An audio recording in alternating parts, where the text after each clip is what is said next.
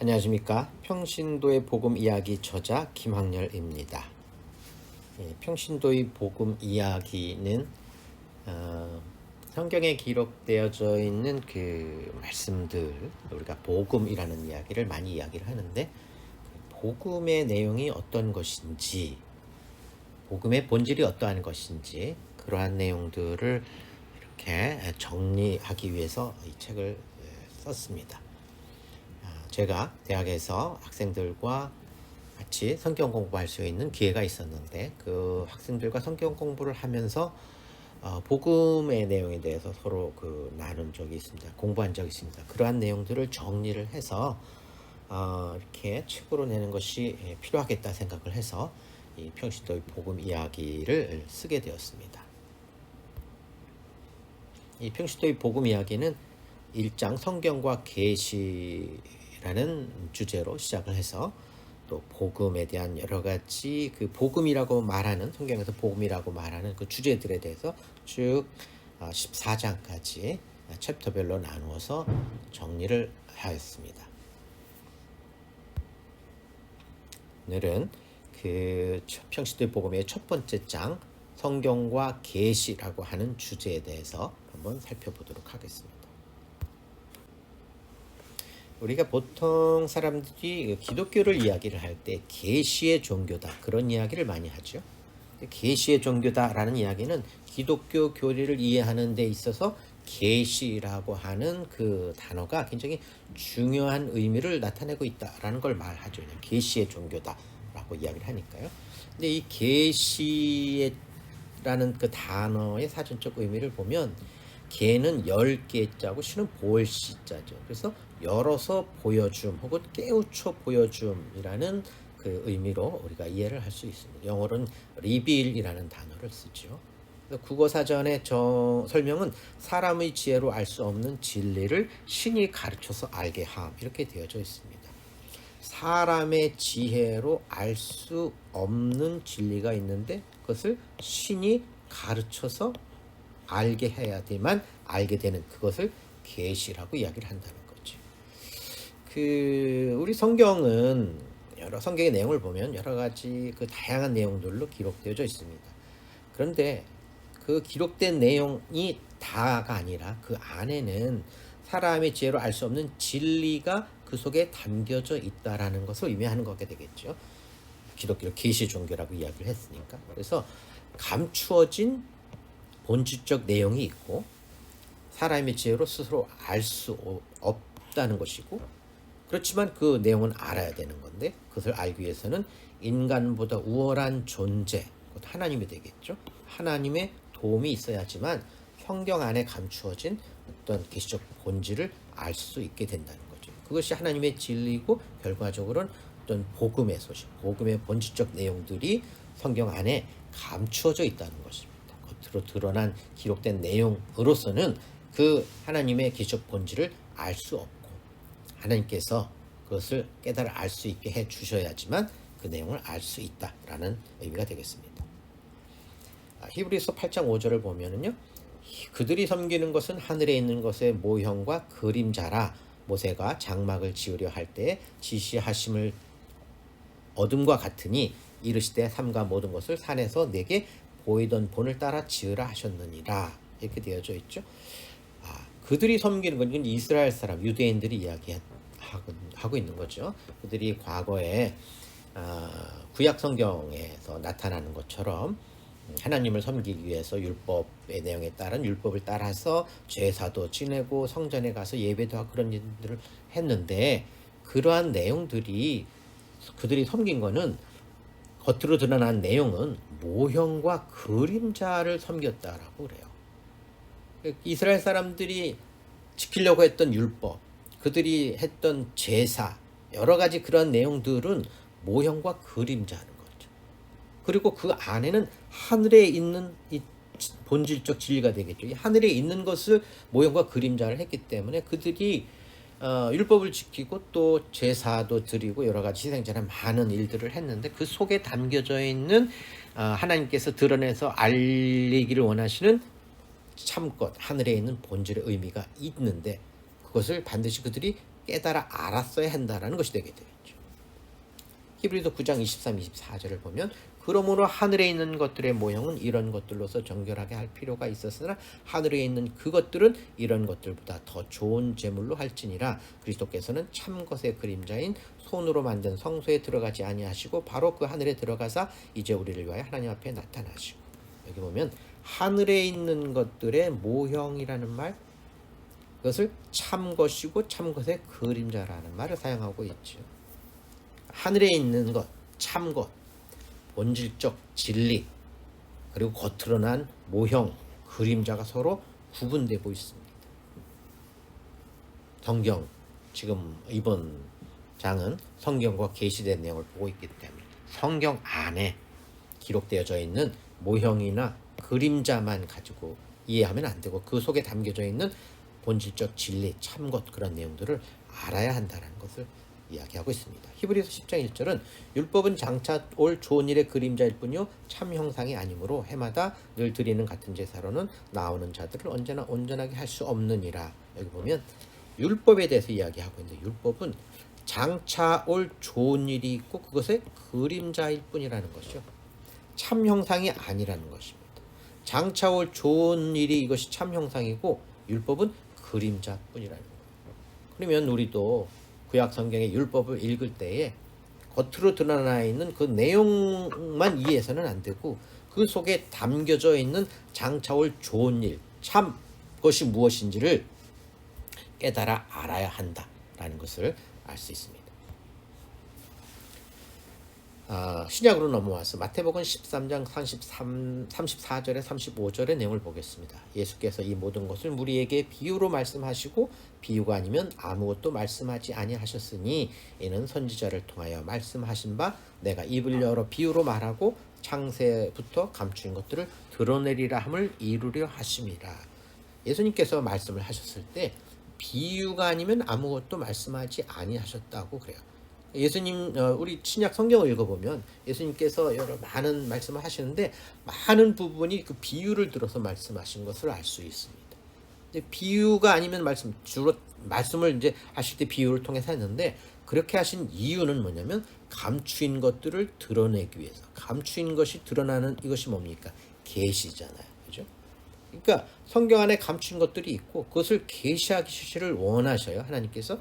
그리고 예수님께서 오셔서 그것을 계시하시고자 하는데 비유를 사용하셨다는 거죠. 그럼 비유 속에는 하나님의 또한 진리가 들어있다라는 겁니다. 비유를 이야기하는 것은 단지 겉으로 나타난 비유의 내용만 나타나는 것이 아니라 그 속에 비유로 나타낸 본질적 의미가 들어있는 거죠. 우리가 이솝 우화를 생각해 보면 쉽게 이해할 수 있습니다. 이솝 우화는 이솝 우화의 내용은 재미있는 내용으로 되어져 있잖아요. 여러 가지 많은 이솝 우화가 많이 있는데 그 사람들이 읽으면 그것을 재미있게 읽어요. 겉으로 드러난 내용은. 그런데 겉으로 드러나게 재미있는 내용 그 자체만 이해하면 그것은 이솝 우화의 내용을 본질을 알지 못하는 거죠. 우화 속에 어떠한 교훈적인 내용들이 들어있어요. 그 교훈적인 내용을 캐치해야지만 이솝 우화를 써서 우리들에게 이야기하고자 하는 그 이솝의 의도를 캐치하게 되는, 알게 되는 거기 때문에. 그래서 이 진리라는 것도 결과적으로 같은 의미가 되는 것입니다. 하나님께서 성경을 기록하게 하셨고 그 안에 기적 본질이 들어있고 예수님께서는 비유로 말씀하셨는데 비유 속에 또 나타내시고자 하는 본질적 의미가 들어있다는 것입니다. 근데 어떤 사람들은 비유를 들으면 비유를 그냥 재미있게 비유로만 이해하는 사람이 있고 또 비유 속에 들어있는 왜 이 비유를 사용하셨는지 그 의지 아니면 의도 그 속에 있는 내용들을 아는 사람들이 있습니다. 그래서 비유를 깨닫는 자와 깨닫지 못하는 자로 구분이 되죠. 그것은 더 나아가면 하나님의 비밀을 깨닫는 자와 깨닫지 못하는 자로 구분이 되는 것입니다. 마태복음 4장 33절에서 34절의 내용을 볼게요. 예수께서 이러한 많은 비유로 그들이 알아들을 수 있는 대로 말씀을 가르치시되 비유가 아니면 말씀하지 아니하시고 다만 혼자 계실 때 그 제자들에게 모든 것을 해석하시더라. 여기에 이제 예수께서 말씀을 하셨는데 그 대상이 둘로 나누어집니다. 그들이랬는데 그들은 일반 사람들을 이야기를 하죠. 그리고 또 제자들이 있습니다. 일반 사람들에게 비유로 말씀하셨는데 그들이 알아들을 수 있는 대로 말씀을 하셨다고 그래요. 그러니까 예수님의 비유를 듣는 일반 사람들은 그 비유의 내용은 그들이 잘 알아듣고 있어요. 우리가 성경에서 읽는 비유의 내용을 우리가 읽으면 어떤 의미인지를 금방 알 수 있잖아요. 그런데 그 겉으로 드러난 비유는 그 비유로 끝나는 게 아니라 그 안에 하나님께서 나타내시고자 하는 본질적 진리가 있기 때문에 그것을 알아야 되는데 그것을 제자들에게는 비유를 해석해 주셨다는 거예요. 그러면 예수님께서 해석해 주신 그 내용을 들은 제자들은 비유 속에 들어져 있는 본질적 의미를 깨달아 알게 되겠죠. 그래서 일반 사람들 비유의 겉의 내용은 듣고 알지만 본질은 깨닫지 못합니다. 제자들은 비유와 그 비유 속에 들어있는 계시적 진리를 알게 됩니다. 그렇다면 계시라고 하는 것은 성경 안에 담겨진 계시는 선택된 자들에게만 그것이 계시가 드러나고 알려지게 되는 것이죠. 여기서 선택된 자들은 제자들이었죠. 하나님께서 선택된 자들에게 특정의 내용을 나타내기를 원하신다는 것입니다. 선택된 자들에게만 이렇게 이야기할 수 있겠죠. 하나님께서 나타내기를 원하시는 그 특정의 내용이 뭐가 될까요? 이것은 우리가 세상을 어떻게 하면 세상을 잘 살아가고 성공하고 복 받을까 하는 그런 내용이 아닙니다. 하나님께서 원하시는 내용은 하나님의 본질적 의미, 결국 복음의 본질적 의미고 하나님께서 사람들에게 나타내기를 원하시는 하나님의 뜻에 대해서 이야기하고 있는 거지, 세상을 잘 살아가는 방법, 어떻게 하면 도덕적으로 열심히 잘 살 수 있느냐, 그런 내용들을 이야기하는 것이 아니라는 것이죠. 그래서 선택된 사람들, 우리 그리스도인들이 되겠죠. 우리들은 하나님께서 나타내시고자 하는 계시를 아는 것이 반드시 필요한 것입니다. 에베소서 1장 16절 19절의 내용을 볼게요. 내가 기도할 때 기억하며 너희로 말미암아 감사하기를 그치지 아니하고 우리 주 예수 그리스도의 하나님 영광의 아버지께서 지혜와 계시의 영을 너희에게 주사 하나님을 알게 하시고 너희 마음의 눈을 밝히사 그의 부르심의 소망이 무엇이며 성도 안에서 그 기업의 영광의 풍성함이 무엇이며 그의 힘의 위력으로 역사하심을 따라 믿는 우리에게 베푸신 능력의 지극히 크심이 어떠한 것을 너희로 알게 하시기를 구하노라, 이렇게 되어져 있어요.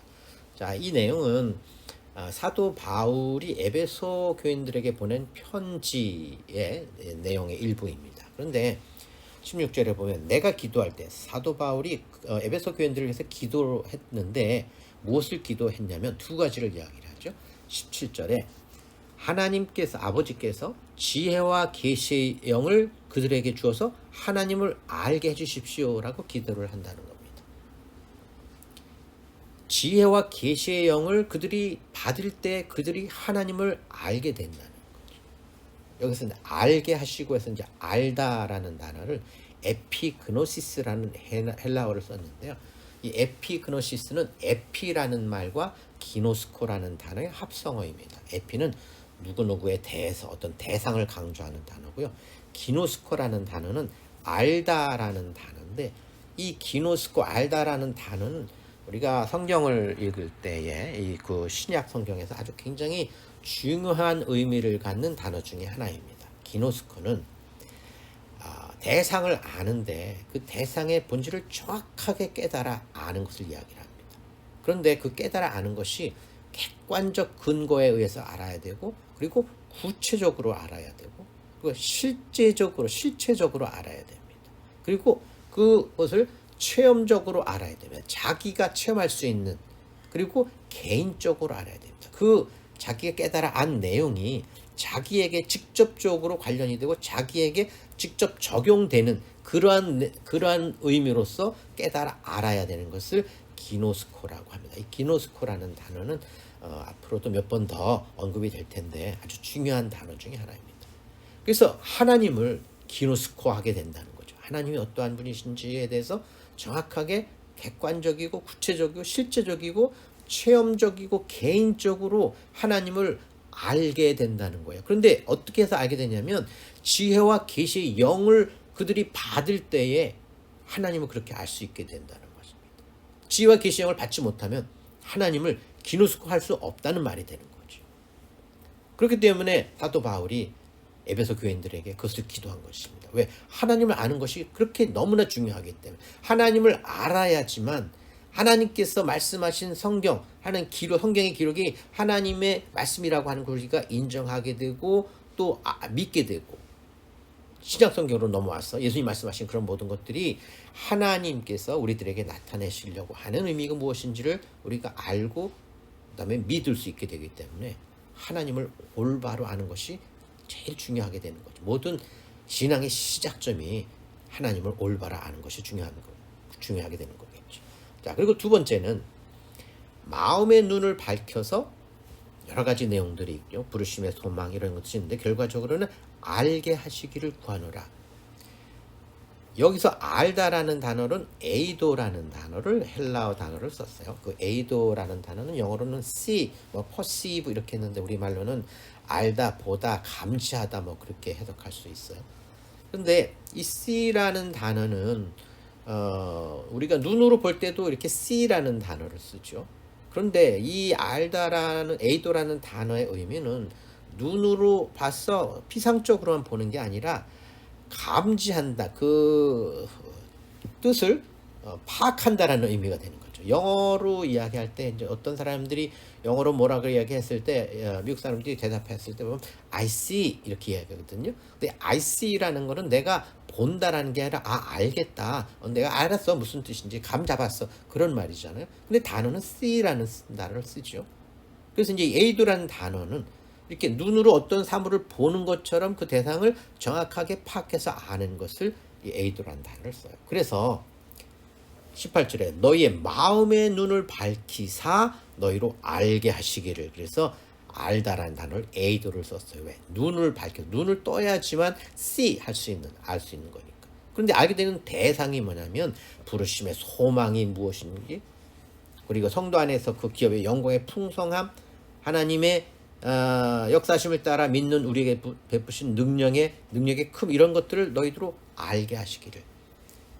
알다, 에이도는 결과적으로 기노스코하게 되는 그러한 결과로 연결되는 그 에이도, 아는 것이 되는 거죠. 그래서 에이도라는 이 단어를 seeing that becomes knowing 이라는 말을 썼어요. 다시 말하면 어떤 것을 감지해서 기노스코하게 되는 그러한 의미라고 보면 되겠죠. 자, 그러면 이제 우리가 성경을 대했을 때 우리 그리스도인들이 어떻게 성경을 봐야 하는지 그것을 우리가 이제 생각해 볼 수 있습니다. 계시적 본질이 들어있기 때문에 그것을 파악하기 위해서 노력을 해야 되는데 성경을 성경으로 풀어야 됩니다. 사람의 생각으로, 사람의 어떤 것으로 성경 안에 있는 것들을 일부러 억지로 만들어내려고 하면 안 됩니다. 성경의 말씀을 근거로 해서 말씀이 말씀으로 풀어지도록 그렇게 해야 됩니다. 왜냐하면 그 안에, 성경 안에 다 말씀이 말씀으로 서로 연결되고 풀어질 수 있도록 성경을 기록해 놓으셨어요. 구약에 남겨져 있는 많은 내용들을 신약의 사도들이 구약의 내용을 들어서 그 안에 있는 그 본질적 내용이 뭔지를 또 설명을 해 놓기도 했고요. 또 예수님께서 비유를 말씀하셨고 비유 안에 있는 또 다른 내용들을 제자들이 또 여러 서신서를 통해서도 많이 기록을 해 놨습니다. 그러한 것들을 이렇게 연결시켜서 보면 성경에 기록된 말씀을 통해서 말씀을 깨달아 알 수 있게 됩니다. 우리도 그렇게 해야 됩니다. 계시의 본질을 알 수 있도록, 그리고 하나님께 기도해야 됩니다. 많은 사람들이 성경을 읽지만 성경 안에 말씀의 계시의 본질을 풀어서 설명을 해 놓았음에도 불구하고 그것을 읽으면서 그 내용을 받아들이지 않고 또 깨닫지 못하는 사람들이 대부분입니다.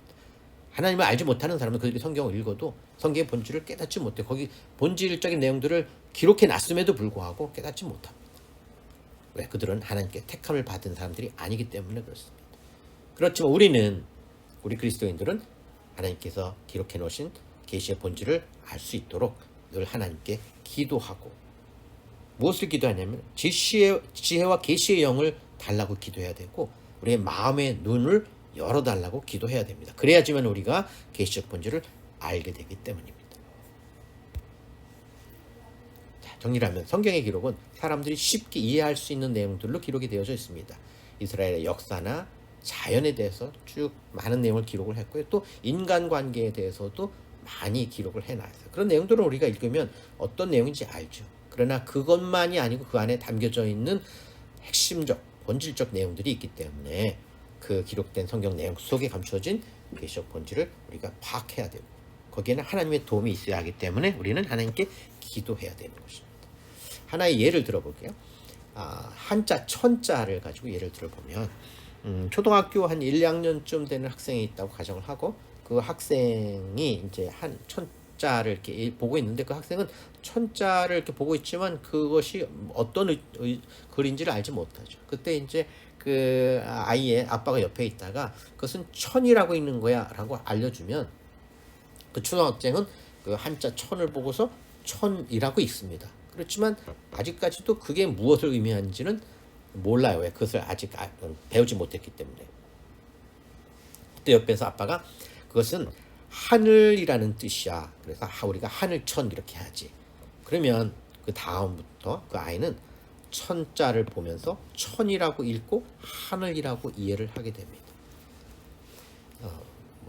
비유적인 의미이기 때문에 여러분들이 무엇을 제가 말씀하시려고 하는지를 아시게 되겠죠. 그래서 우리가 성경을 읽을 때도 마찬가지입니다. 성경 안에 기록된 내용 안에 담겨져 있는 본질적 의미가 있기 때문에 성경은 하나님의 말씀이지만 계시 말씀입니다. 우리는 계시적 본질을 알 수 있도록 노력하고 기도해야 됩니다. 자, 그러면 이제는 성경에 나타난 실제로 구약과 신약에 계시라는 단어가 사용된 예들을 통해서 무엇을 이야기하고 있는지 한번 살펴보도록 하겠습니다. 사무엘하 7장을 한번 볼게요. 4절에 보면 그 밤에 여호와의 말씀이 나단에게 임하여 이르시되 하고 17절에는 나단이 이 모든 말씀들과 이 모든 계시대로 다윗에게 말하니라 이렇게 되어져 있습니다. 자, 이 내용은 하나님께서 나단 선지자에게 뭐라고 말씀을 하셨어요. 그게 5절에서부터 16절까지 내용으로 기록되어져 있습니다. 이것은 이제 다윗에게 전하라고 하신 말씀이죠. 그리고 나단이 여호와 하나님께서 자기에게 전해준 그 말씀을 다윗에게 이야기를 했는데 뭐라고 얘기를 했냐면 나단이 이 모든 말씀들과 모든 계시대로 다윗에게 말했다라고 그래요. 그러니까 자기가 하나님으로부터 들은 그 말, 그것이 모든 말씀들이 되겠고 그리고 모든 계시는 그 말씀들이 아니라 또 다른 내용인데 그것을 계시라고 이야기를 했습니다. 그러니까 이 계시는 하나님께서 나단 선지자에게 다윗에게 전해주라고 이야기한 그 말씀 안에 담겨져 있는 본질적 의미들을 다윗에게 설명해서 이야기해줬다라는 말이 되는 거죠. 여기서 여호와의 말씀이 나단에게 임하여 있다고 하는데 이 말씀이라는 히브리 단어는 다바르라는 단어를 썼습니다. 히브리어 단어 중에는 말씀, 말이라고 하는 것을 나타내는 단어가 두 가지가 있는데 하나는 다바르이고 하나는 아마르입니다. 이 다바르라는 단어는 겉으로 표현되어서 나타난 내용을 다바르라는 단어로 씁니다. 그러니까 쉽게 얘기를 하면 기록된 성경이 다바르의 말씀이 되는 거죠. 그러나 글로 기록되어져 있다고 하지 않더라도 이렇게 어떤 사람이 말했을 때 우리가 그것을 깨달아 듣는 그 실제적 내용, 그것이 이제 다바르의 말씀이 되죠. 그런데 아마르의 말씀은 그 다바르의 말씀 속에 들어있는, 감춰져 있는, 내포되어 있는 본질적 내용들을 아마르라는 단어를 씁니다. 근데 여호와의 말씀에서는 다바르라는 단어를 썼어요. 그러니까 여호와께서 하나님께서 나단에게 이렇게 말씀해 주신 겉으로 드러난 내용을 이기 때문에 다바르라는 말을 썼죠.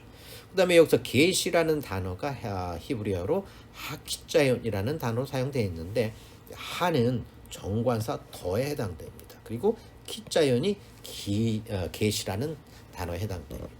그래서 영어로는 더 비전, 바로 그 계시. 어떤 계시냐면 하나님의 말씀 속에 들어있는 그 계시. 그래서 하키자연이라는 단어를 썼어요.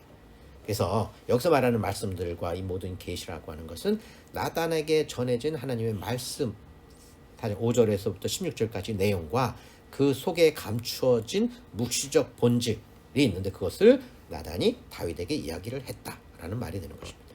자, 그러면 이 말씀을 통해서 우리들이 한번 생각해 봐야 될 것은 우리도 구약 성경을 읽을 때 어떠한 마음가짐으로 읽어야 하는지를 생각해 봐야 됩니다. 그냥 구약에 기록된 내용 그 자체로만 이해하면 안 되고 그 속에 담겨져 있는 그 구약 성경을 통해서 우리들에게 나타내기를 원하시는, 계시하기를 원하시는 그 내용이 무엇인지를 우리가 알려고 노력하고 또 하나님께 기도해야 되는 것입니다. 이사야서 29장 10절에서 13절인데요. 대저 여호와께서 깊이 잠들게 하는 영을 너희에게 부어주사 너희의 눈을 감기셨음이니 그가 선지자들과 너희의 지도자인 선견자들을 덮으셨음이라. 그러므로 모든 계시가 너희에게는 봉안책의 말처럼 되었으니 그것을 글 아는 자에게 주며 이르기를 그대에게 청하노니 이를 읽으라 하면 그가 대답하기를 그것이 봉해졌으니 나는 못 읽겠노라 할 것이요 또 그 책을 글 모르는 자에게 주며 이르기를 그대에게 청하노니 이를 읽으라 하면 그가 대답하기를 나는 글을 모른다 할 것이니라. 주께서 이르시되 이 백성이 입으로는 나를 가까이하며 입술로는 나를 공경하나 그들의 마음은 내게서 멀리 떠났나니 그들이 나를 경외함은 사람의 계명으로 가르침을 받았을 뿐이라. 이렇게 되어져 있습니다. 자, 10절에서부터 12절까지의 내용들과 13절 구분을 해서 볼 수 있는데요. 13절에 주께서 이르시되 이 백성이 입으로는 나를 가까이하며 입술로는 나를 공경하지만 그들의 마음은 내게서 멀리 떠났다. 그렇게 말씀하신 이유는 그들이 나를 경외하면 사람의 계명으로 가르침을 받았을 뿐이다. 그러니까 그들이 이제 이스라엘 사람들에 대해서 얘기를 하시는 거죠.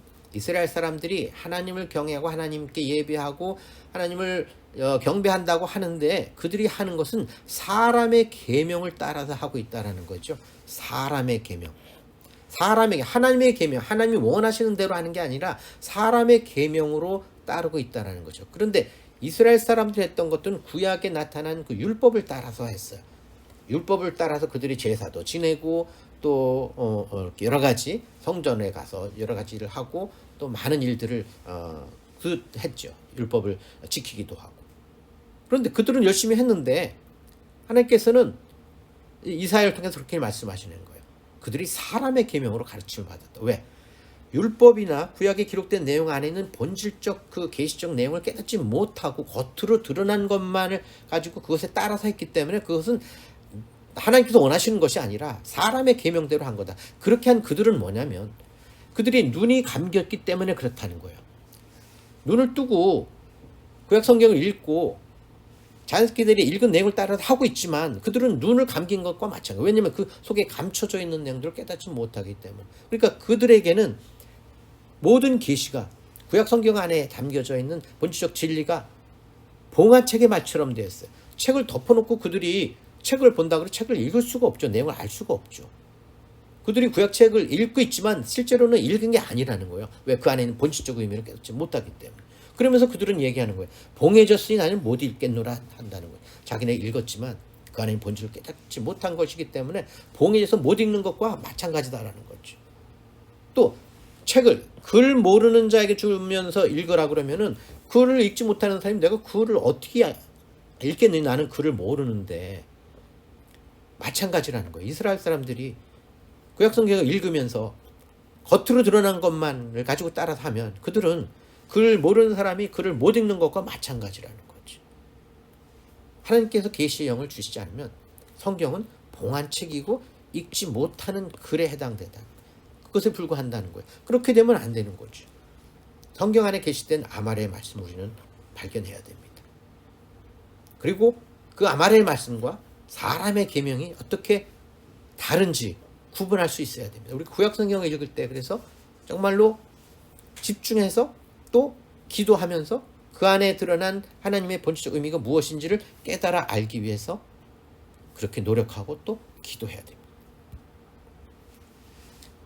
신약 성경에 나타난 계시에 대해서 한번 살펴보겠습니다. 히브리어 계시 키자연에 해당되는 헬라어 단어는 아포칼립토라는 단어를 씁니다. 아포칼립토라는 단어는 두 개의 단어로 이루어져 있는데요. 아포라는 단어와 칼룹토라는 단어로 이루어져 있습니다. 아포는 어웨이 이렇게 치운다는 거고 칼룹토는 커버 덮는다는 거죠. 이 두 가지 단어가 합쳐져서 아포칼립토라는 단어가 되었는데 그래서 이 단어들이 각 아포와 칼룹토가 의미하는 것처럼 언커버 이렇게 덮여져 있는 것을 어웨이 치워버려 가지고 속에 있는 것을 드러나고 알아보게 되는 것을 아포칼립토라는 단어를 쓰고 계시라는 단어, 우리는 계시라는 단어로 이제 번역을 해서 사용하게 되는 거죠.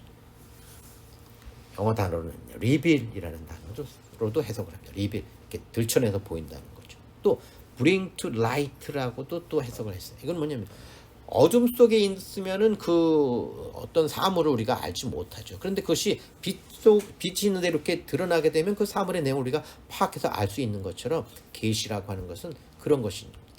잘 알지 못하고 파악하지 못하고 있는 것을 파악할 수 있게 드러나게 하는 그것이 아포칼립토라는 단어로 사용되는 것입니다.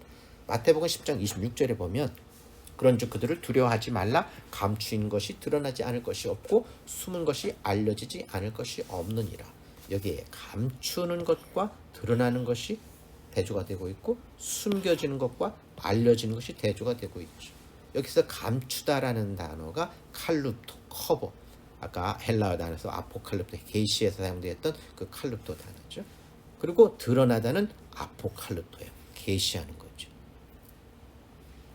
그러니까 감추어져 있는 것이 드러나게 아포칼립토, 계시되어져야 된다는 것이고, 그래서 숨다라는 것은 크립토스라는 단어인데 뭐 히든, 감춰져 있는 비밀의 그런 뜻을 나타내고 있고요.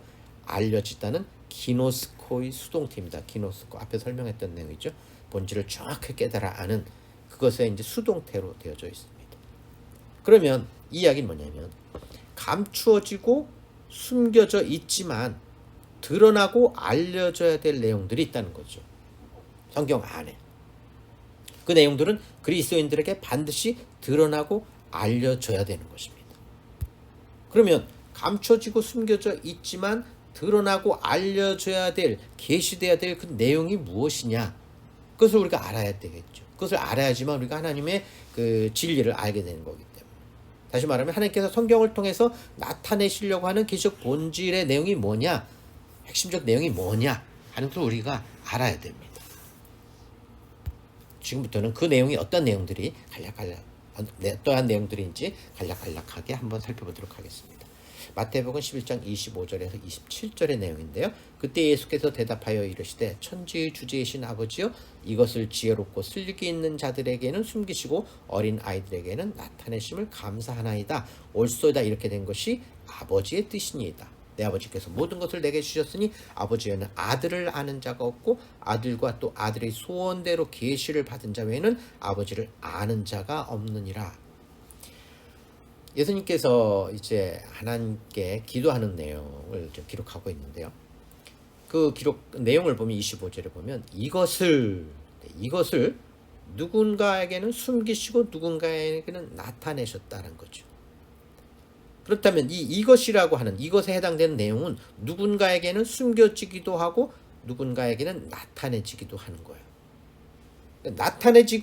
나타내지는 것은 계시이기 때문에 그렇다면 이것에 해당되는 것이 계시의 그 본질적 내용이 되겠죠. 그 내용이 뭐냐면은 아버지 외에는 아들을 아는 자가 없고 아들과 또 아들의 소원대로 계시를 받은 자 외에는 아버지를 아는 자가 없다. 그럼 알아야 되는 그 내용이 뭐예요? 아버지와 아들이죠. 그러니까 계시적 본질의 내용 안에 들어가는 것이 아버지와 아들이 계시의 핵심적 내용 안에 들어간다는 것이죠. 아버지와 아들은 하나님과 예수 그리스도의 관계, 정체성에 대한 내용을 말하고 있습니다. 그래서 성경을 읽으면서 아버지와 아들에 대해서 내용을 읽을 때 그 아버지와 아들의 내용을 읽으면서 우리는 그 안에서 하나님과 예수 그리스도의 관계가 어떠한 것인지를 깨달아 알아야 된다는 것이죠. 근데 그러한 그 계시적 내용이 누구에게 주어지느냐면 아들의 소원대로 계시를 받은 자, 특정의 사람들, 선택받은 자들에게만 그 계시적 본질인 아버지와 아들의 그 본질적 내용이 그들에게 알게 된다는 거죠. 근데 그것이 아버지의 뜻이라고 그랬어요. 계시를 나타내시고 계시를 받는 자와 받지 못하는 자가 구별되고 계시를 받는 자에게 하나님의 계시적 본질을 알게 하는 것은 다 하나님의 뜻이라는 것이, 하나님이 원하시는 것이라는 의미가 됩니다. 다음 두 번째는 복음과 예수 그리스도라는 내용인데요. 로마서 16장 25절에서 26절입니다. 나의 복음과 예수 그리스도를 전파함은 영세전부터 감추어졌다가 이제는 나타내신 바 되었으며 영원하신 하나님의 명을 따라 선지자들의 글로 말미암아 모든 민족이 믿어 순종하게 하시려고 알게 하신 바 그 신비의 계시를 따라 된 것이니 이 복음으로 너희를 능히 견고하게 하실. 이렇게 되어져 있죠.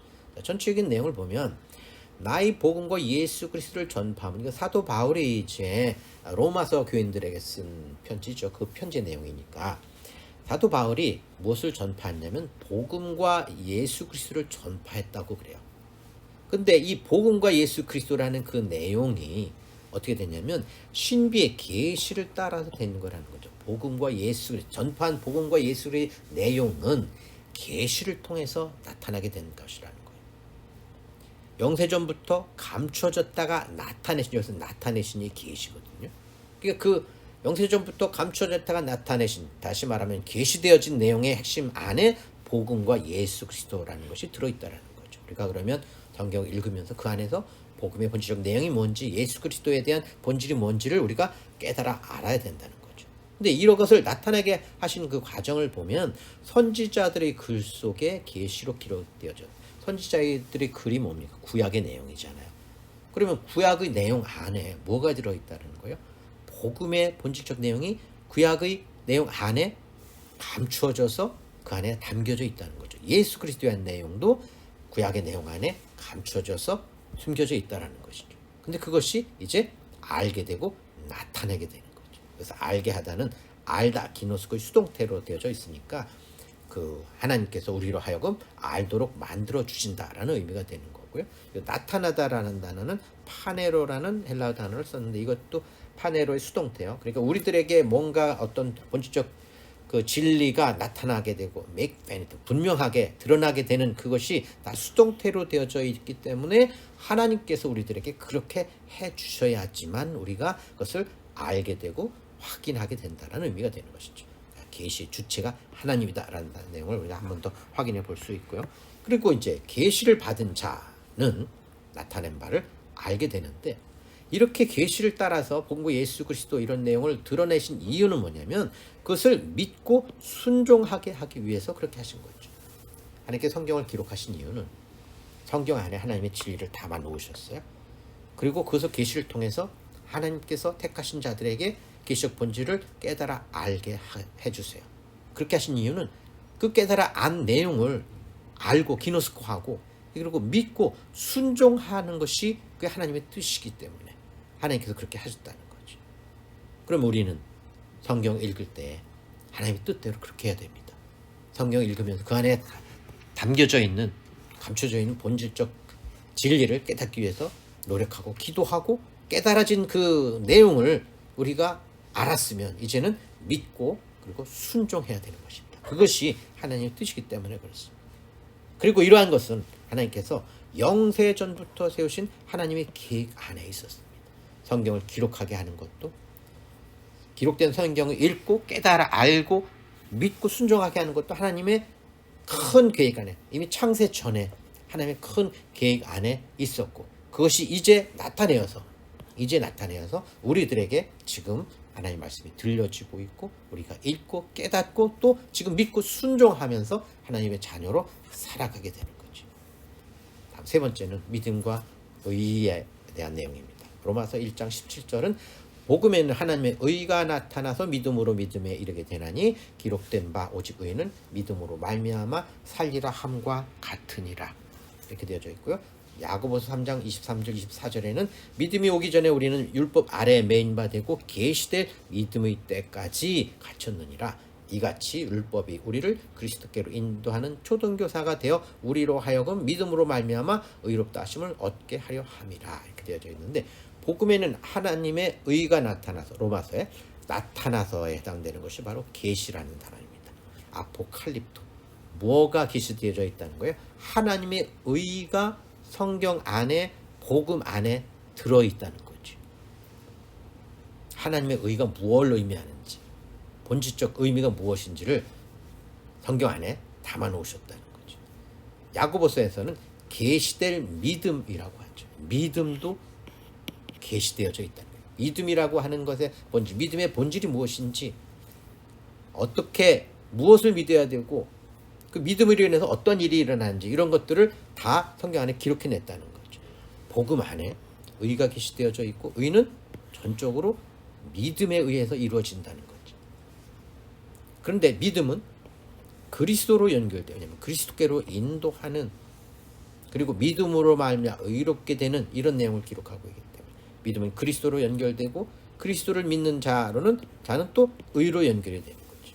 그 의가 나타나려면 그리스도를 연결되고 그리스도를 믿는 믿음으로 연결되어야 됩니다.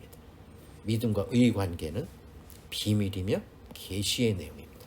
그러면 우리가 성경 안에서 믿음과 의, 그것이 무엇을 의미하는지, 어떤 관계에 있는지, 그것이 무엇을 나타내면 우리가 어떻게 해야 되는지를 우리가 이제 파악하고 알아야 된다는 내용이 되겠습니다. 네 번째는 구원에 대한 내용인데요. 베드로전서 1장 5절과 9절 11절의 말씀을 보겠습니다. 너희는 말세에 나타내기로 예비하신 구원을 얻기 위하여 믿음으로 말미암아 하나님의 능력으로 보호하심을 받았느니라. 믿음의 결국 곧 영혼의 구원을 받음이라. 이 구원에 대하여는 너희에게 임할 은혜를 예언하던 선지자들이 연구하고 부지런히 살펴서 자기 속에 계신 그리스도의 영이 그 받으실 고난과 후에 받으실 영광을 미리 증언하여 누구를 또는 어떠한 때를 지시하시는지 상고하니라. 이렇게 되어져 있습니다. 여기 5절에 보면 너희는 말세에 나타내기로 예비하신 구원, 여기서 나타내다가 계시하다, 아포칼립토라는 단어로 사용되어져 있어요. 무엇가 계시되어 있다는 것입니다. 구원이라고 하는 것이 어떤 것인지가 계시로 나타나 있다는 거지. 그리고 그것은 말세에 나타내기로 예비된 것이죠. 지금 우리들에게 구원이 무엇인지를 드러나 있고 우리가 알게 되기 때문에 지금 우리는 말세, 마지막 때의 시대에 우리가 살고 있다라고 우리가 이야기할 수 있겠죠. 그런데 그 구원이라고 하는 것은 뭐냐면 영혼의 구원을 이야기하는 것이다. 영혼의 구원을 이야기하는 것이고 영혼의 구원은 믿음을 통해서만 얻을 수 있는 것이다. 왜? 믿음의 결국 곧 영혼의 구원이라고 했기 때문에.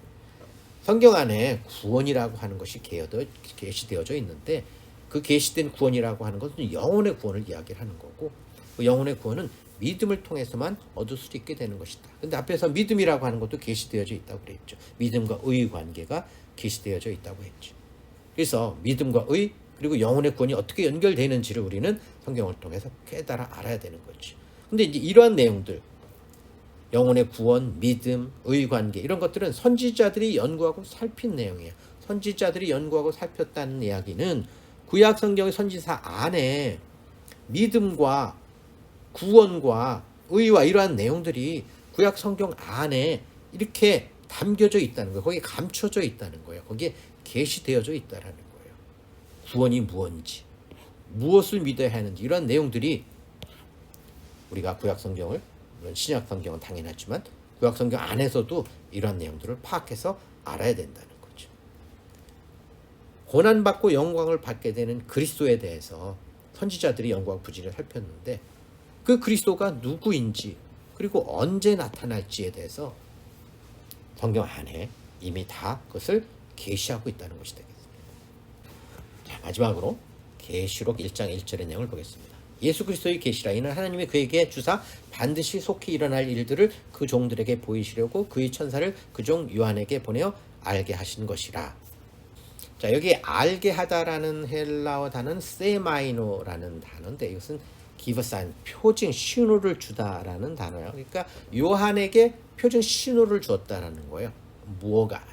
하나님께서 요한에게 천사를 보내서 어떠한 그 신호를 주었어. 근데 그 신호를 받은 요한이 기록을 해낸 것이 요한계시록이에요. 근데 요한계시록의 내용을 보면 여러 가지 많은 그 상징적인 내용들로 다 들어져 있잖아요. 우리는 그것을 읽으면서 무슨 뜻인지 잘 깨닫지 못하는 게 상당히 많죠.